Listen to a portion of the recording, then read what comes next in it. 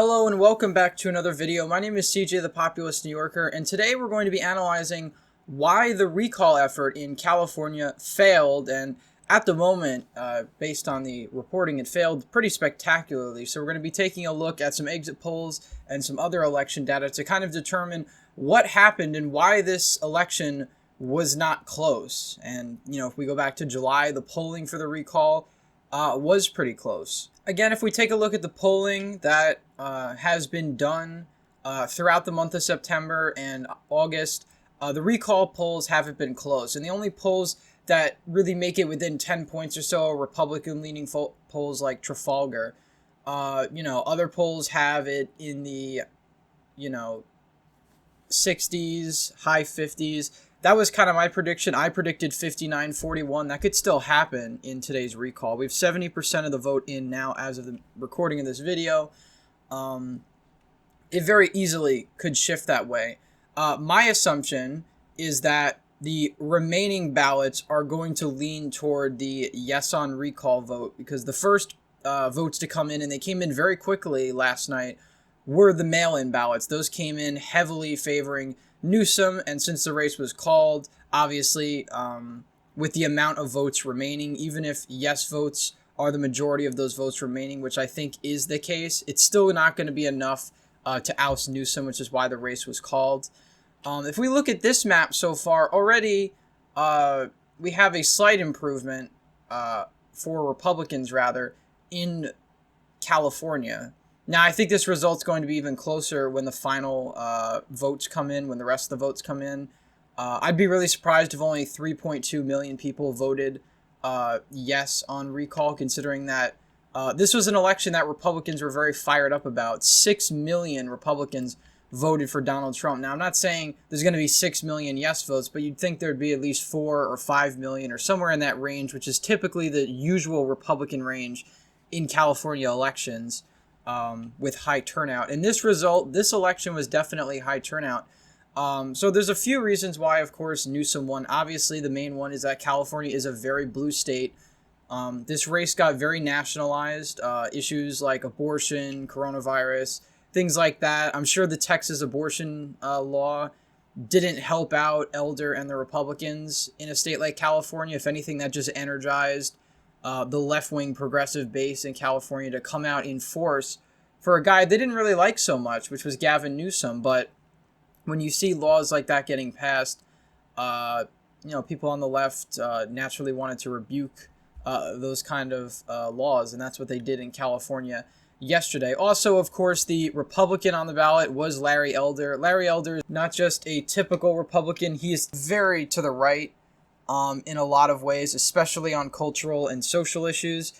He's made a number of controversial comments that the Newsom campaign has blasted him for on the campaign trail, and it really did hurt him. If you look at his favorability compared to Newsom's, I believe Elder's favorability was like 39% favorable to like 49% unfavorable, and you had Newsom, which was a lot higher than that. In fact, Newsom's approval rating was 57%. According to the poll I saw going into this election. So Newsom was not unpopular. So, Gray Davis, the governor to be recalled in 2003, he lost his recall by 11 points, but I believe his approval rating was in the 20s or low 30s or somewhere in it was abysmal. That's why you had so many Democrats back the recall, because they voted for a guy named Cruz Bustamante, who was the lieutenant governor, who actually ran in the recall election back in 2003. But the no on recall only got 44%. 44% was pretty sizable, considering that not even that many people liked Gray Davis. So in some ways, that race may have been nationalized, and certainly the press in California was in favor of keeping Gray Davis. But, Arnold was on the ballot. He's a celebrity, very famous, very popular. That certainly helped him a lot.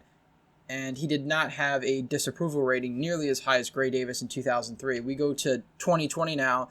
This race has been super nationalized. I think one of the death nails, not that this recall was going to succeed anyway, but I think if there was ever a moment where I knew that the recall was basically 100% going to fail, was when Larry Elder said that if Feinstein, something happened to her, whether she retired or something else happened to her, he would replace her with a Republican. And I think that was probably one of the moments that I knew that this race was going to go toward the no on recall for sure, because there's one thing Californians would not allow to happen would be to have a Republican senator as well as a Republican governor.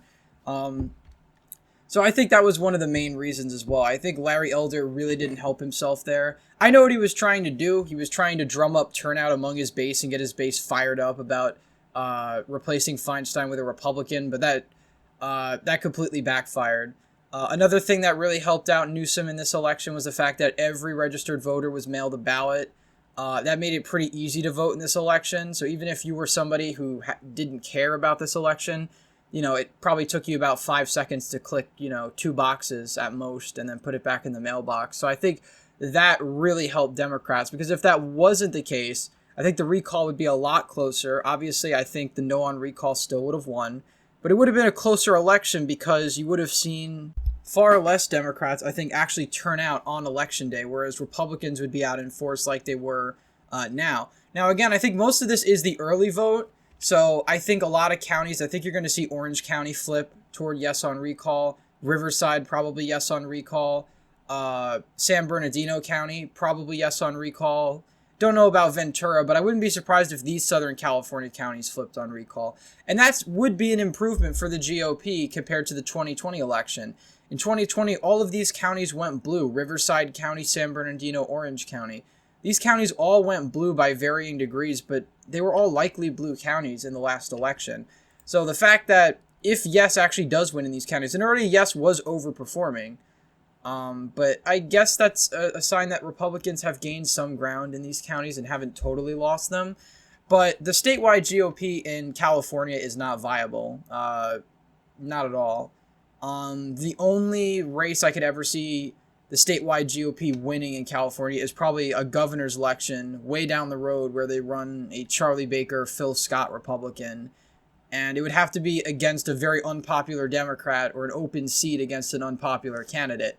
I don't think California is not a state like Massachusetts or New Hampshire or Vermont or any of those New England states. And we made a video on that about a week or two ago, that tends to split ticket and vote for Republican governors. This is a state that had a Republican governor as recently as 2011, but that was Arnold again from the recall. He didn't win under conventional circumstances. He had to win through a recall election. So the last Republican governor before that was Pete Wilson, who was last reelected in 1994. So that's how far you have to go back for a Republican governor actually winning a standard gubernatorial race in California. It's been a very long time. And again, I think statewide Republicans, I guess my advice, Republicans in California, my advice to that party would be to stick on local races, to stick on the assembly seats and state Senate seats and congressional seats that you can actually win in Northern California and parts of Southern California. Perhaps getting rid of the veto-proof majority in both chambers, even though that's a tall order. But that's probably the most you'll ever see from the Republicans in California. And that's one of the reasons why so many Republicans are leaving the state. This state is unwinnable, generally speaking, for Republicans. That's why even when I saw the recall polls relatively tied, I still said the recall was definitely favored to fail, that the no on recall was favored to win, because even in that situation, I kind of assumed that Democrats were going to turn out anyway and keep Newsom, because this is not a state where Democrats need a huge amount of turnout to win. We've got 5.8 million votes as of right now. Again, this is mostly early voting, I'm thinking, so it's pretty skewed in favor of Newsom. But Democrats had 11.1 million votes in the 2020 election. Republicans just had 6 million. Now, it's a colossal difference. And that's one of the reasons why, again, just numerically, Republicans are not viable in California. Now, one of the interesting trends is Fresno County actually voted yes on recall. Not all the votes in Fresno County. In 2020, Fresno County voted 53-45 for Biden. This county tends to be relatively close in statewide races, and I think, if I'm not mistaken, I think Fresno voted against Newsom in 2018. Yeah, Fresno was one of the counties that voted against Newsom in 2018, as well as Riverside. So, as the results still stand on the recall now, Newsom is doing better than he did in 2018. Now, I don't think these are going to be the final results. I think we're going to see yes, no on recall, probably in the high 50s. Probably 59, maybe 58. My prediction was 59 and 41 for yes. I could definitely see that unfolding as the rest of the votes come in.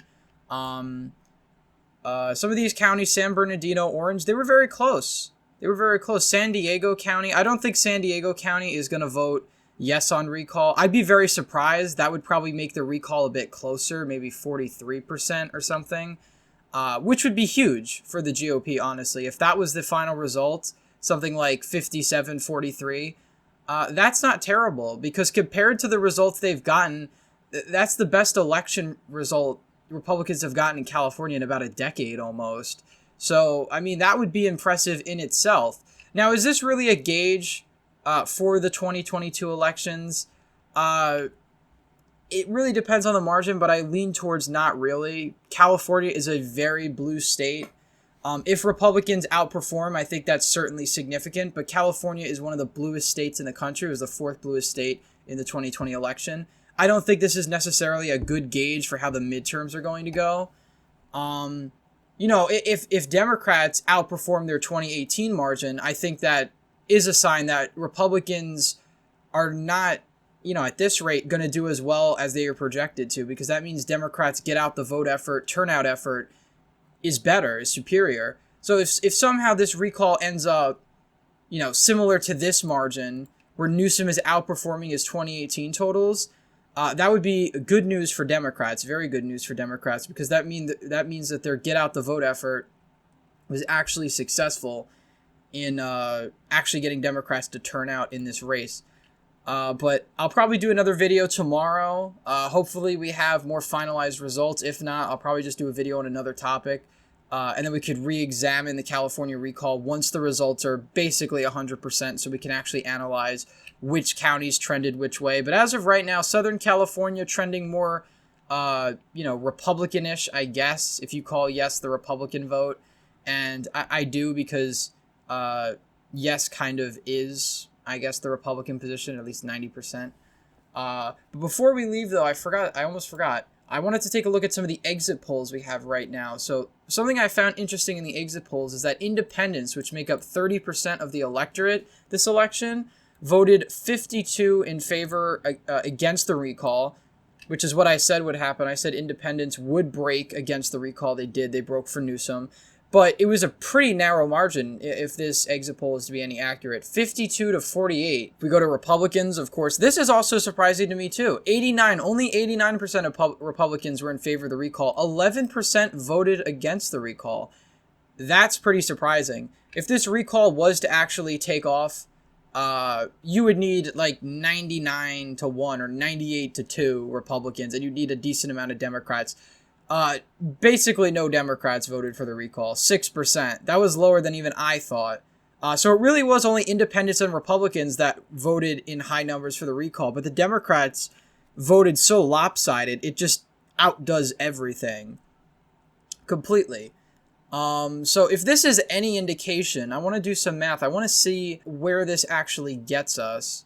So based on the exit polls, if we take a look at the averages here, I just put the averages based on party ID alone. I just did party ID, but the yes on recall can expect around 39% based on these exit polls. Now, these could be off a point or so it really depends, but it looks like as of right now, we're going to see a yes on recall probably get around 39%.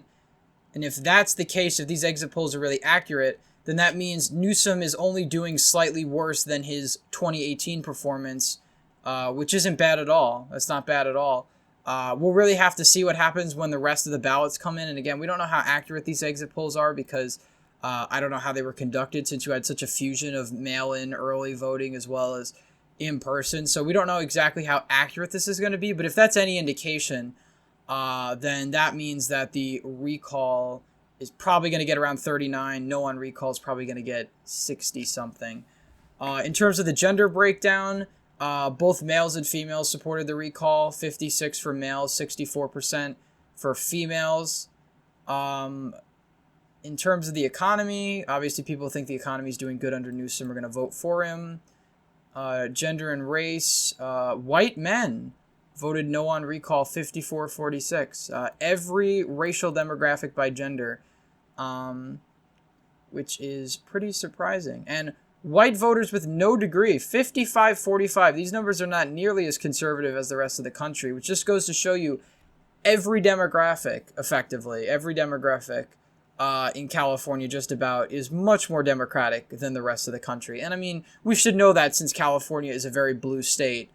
But yeah, overall, it looks like when the results come in, we probably should see something like 50, probably like 60-39, which seems to be what the exit polls are saying. Now, again, the exit polls can be off, you know, a point here and a point there, but that's roughly what we should be expecting.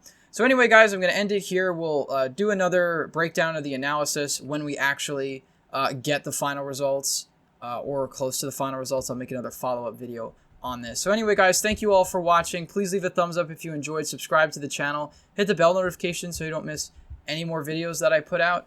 As always, again, thank you all for watching, and I hope to see you in the next one.